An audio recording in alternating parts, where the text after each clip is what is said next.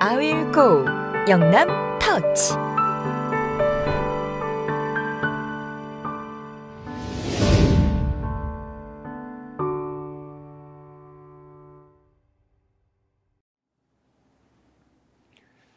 안녕하세요. 저는 영남앞에 통영하늘숲교회 서현석입니다.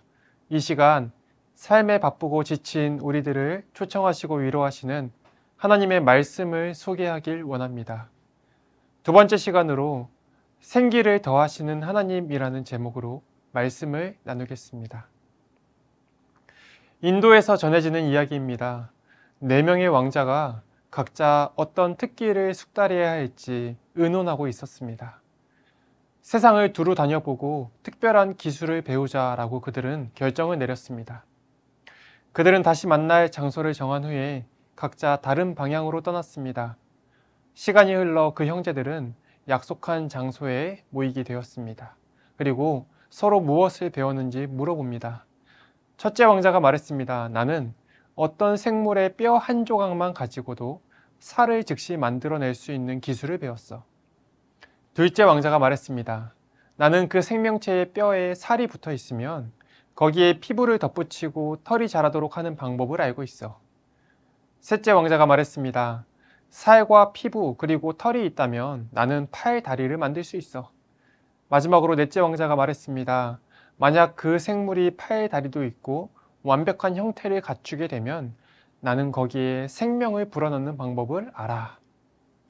이렇게 해서 형제들은 자신들의 특기를 선보일 수 있도록 뼈 한 조각을 찾아 정글로 들어갔습니다. 운명의 장난이었는지 4명의 왕자들이 찾아낸 뼈는 사자의 뼈였습니다. 하지만 그들은 아무것도 모른 채 그 뼈를 집어 들었습니다.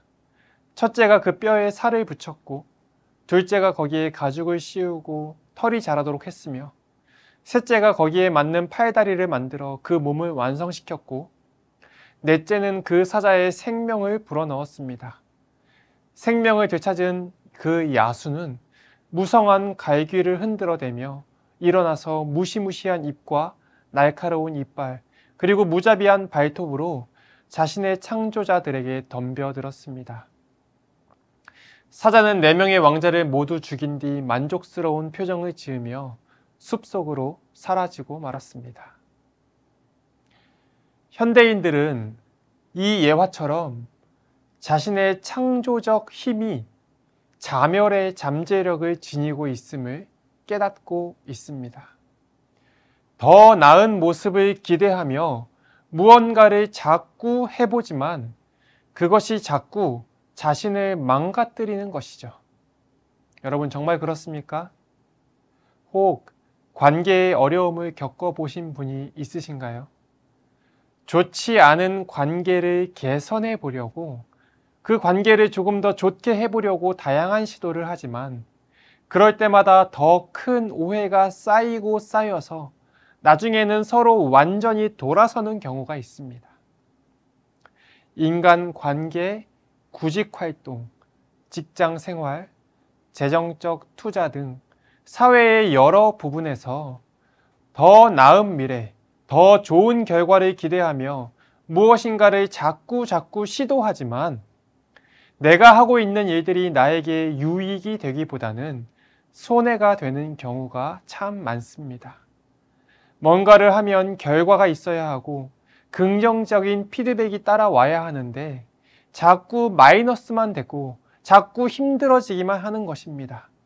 그래서 더 이상 아무것도 할 수 없겠다고 느껴지게 될 때가 있습니다.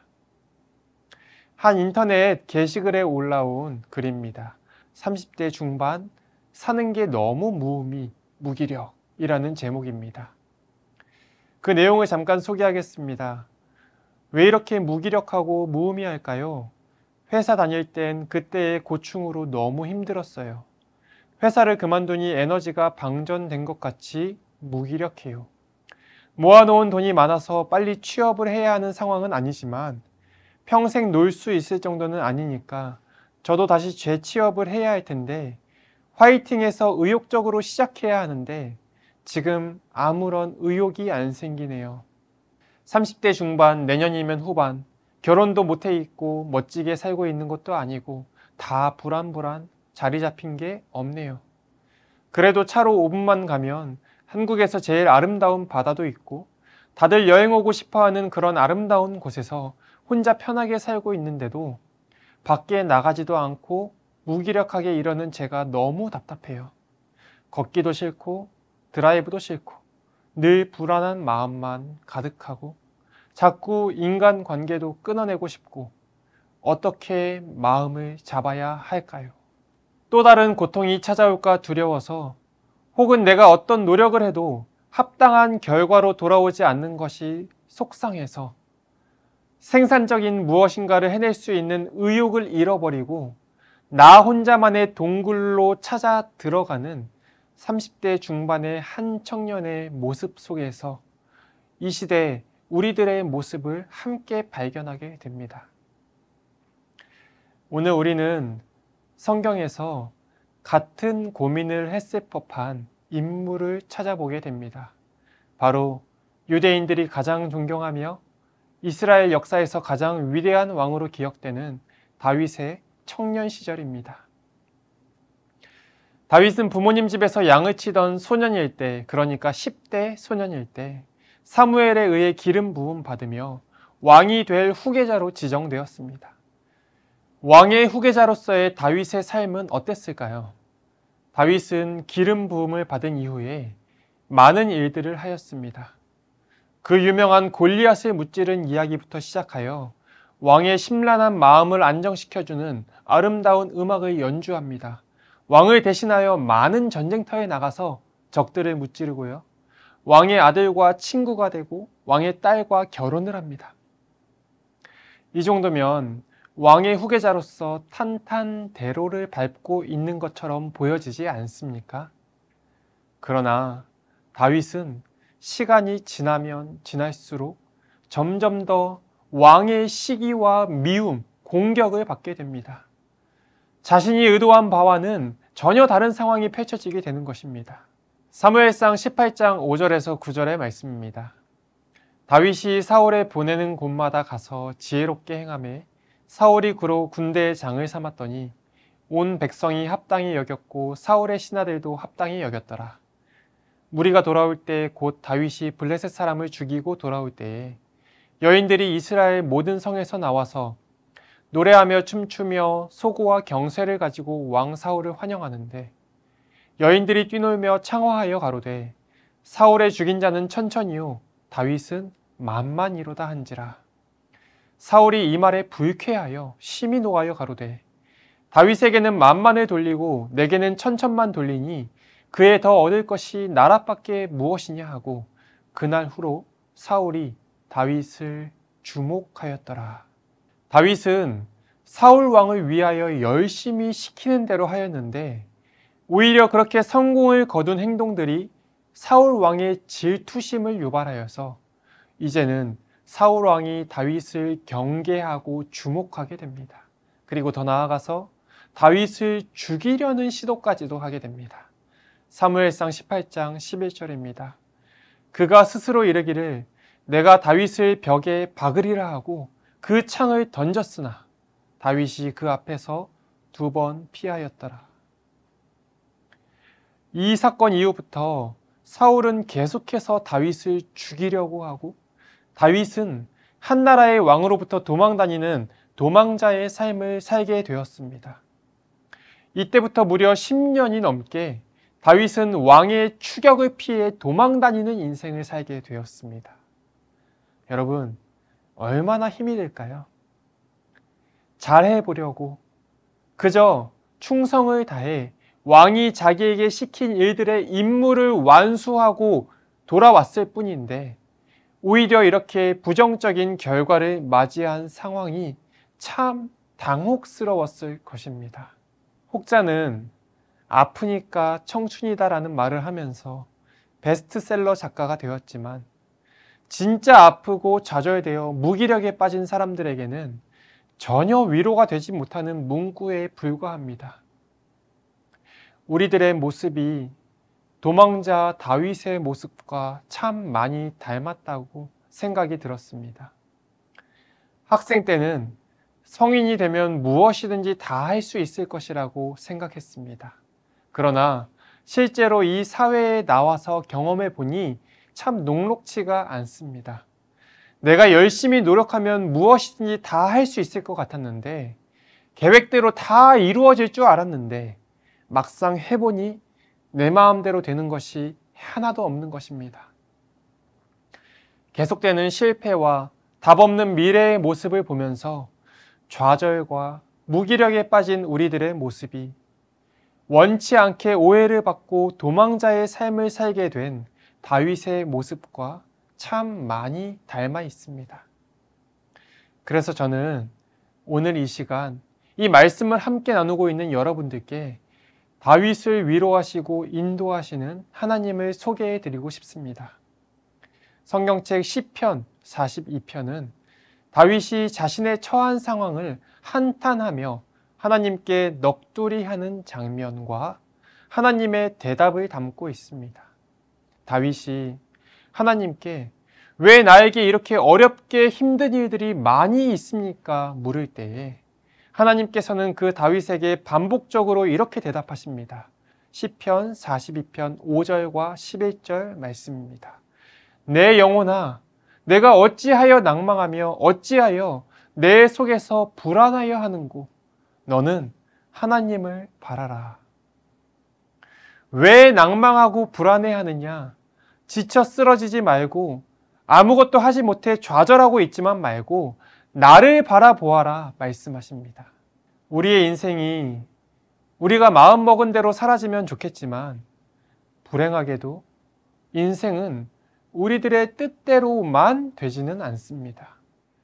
우리가 이해할 수 있는 일만 일어나는 것이 아니라 오히려 이해하지 못하는 일들만 일어나는 것처럼 여겨질 때가 많습니다. 성경에서는 낙담에 빠진 사람들을 일으키시는 하나님의 모습이 참 많이 나옵니다. 하나밖에 없는 아들을 잃어버린 여인, 12년이 넘는 기간 동안 해결하지 못한 질병을 가진 여인, 자식과 재산을 아무 이유도 없이 모두 잃은 한 남자까지, 그 외에도 여러 상황과 아픔 속에서 무기력에 빠진 사람들이 자신이 할 수 있는 일이라곤 아무것도 없는 완전 무기력 상태의 이 사람들이 최후 수단으로 할 수 있는 것은 하나님께 나아와 부르짖는 것이었습니다. 그리고 하나님께서는 자신을 향해 부르짖는 모두에게 이렇게 대답하십니다. 내 영혼아, 내가 어찌하여 낭망하며 어찌하여 내 속에서 불안해하느냐? 나를 바라보고 나를 찾아라.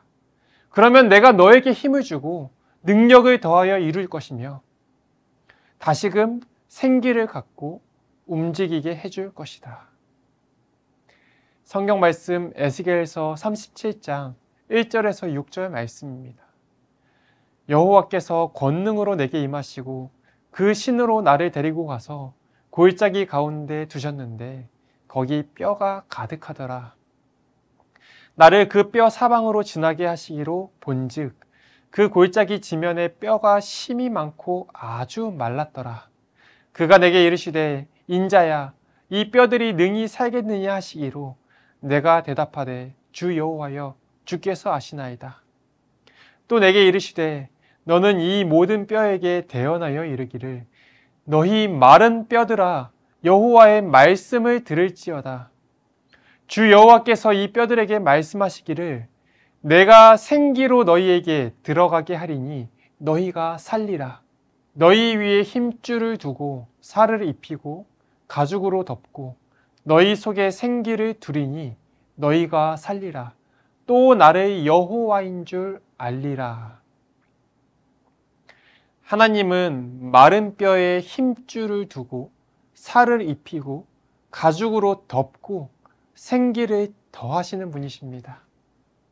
서두에 살펴보았던 4명의 인도 왕자들은 자신이 열심히 배운 능력으로 자신들을 잡아먹는 사자를 만들어버려서 그 사자에게 결국 잡아먹혔지만 그 이야기와 마찬가지로 사람은 자신들의 힘과 능력으로 무엇인가를 해보려고 할 때 결국 자신을 잡아먹는 파괴력만을 만들어낼 뿐이지만 우리 하나님께서는 마른 뼈에 생기를 더하셔서 그 존재로 하여금 살아나게 하시는 분이십니다.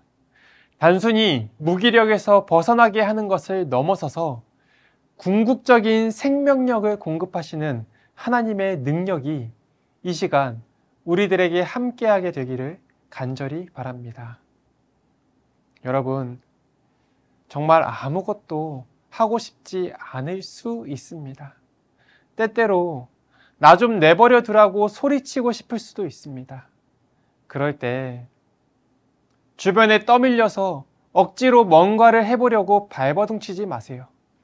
지금 그 상태로 잠시 있어도 괜찮습니다.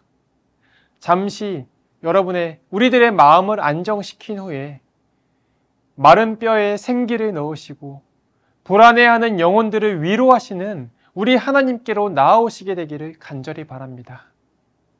하나님의 적절한 위로가 무기력한 우리들의 마음에 함께 하시기를 바라며 이 시간 말씀을 마치겠습니다.